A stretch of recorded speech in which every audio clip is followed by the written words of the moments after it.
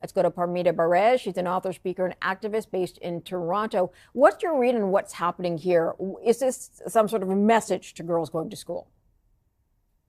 I mean, what we're seeing is mass human rights violations, crimes against humanity, really, in real time. And, chemical attacks on hundreds and hundreds of schools across the country, thousands of schoolgirls, including primary school age children to university students, screaming across schoolyards, some losing consciousness, unable to breathe, choking, vomiting, being rushed to overcrowded hospitals filled to the brim with other students suffering the same fate, parents in a frenzy, demanding answers, and rightfully so, with their children's lives at stake, being left with no option but to keep, their kids at home.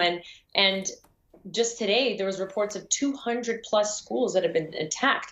To me, it's no surprise because in the last 5 months, we've really seen the development of a woman-led revolution in Iran against the Islamic Republic's gender apartheid regime, and schools have really been a hub for this movement.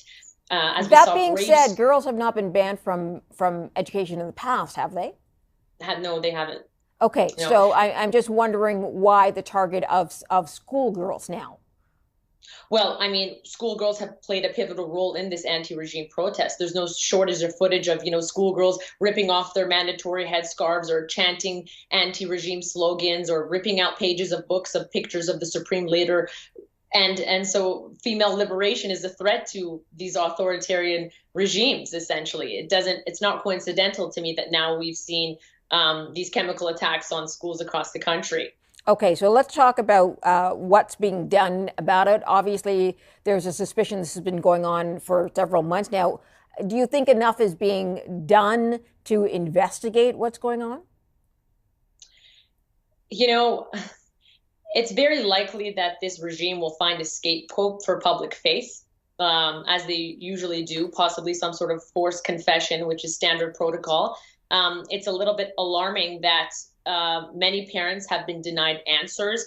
They have been told that CCTV cameras have been down for a week, which is very coincidental for a regime that uses facial recognition technology to even report minor mandatory hijab fractions. They have eyes and ears everywhere. And for the president and other officials to say that they are investigating, no, we don't believe that any truth will come out of this or any real results. And we firmly believe that there should be some sort of neutral investigation, perhaps from the UN.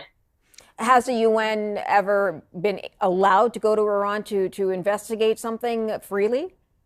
So essentially, investigations like this have been done outside of the country, and they can with the help of human rights organizations inside the country. There are a lot of organizations that are working to document footage and to collect data, asking even parents who have not been allowed to get laboratory test results.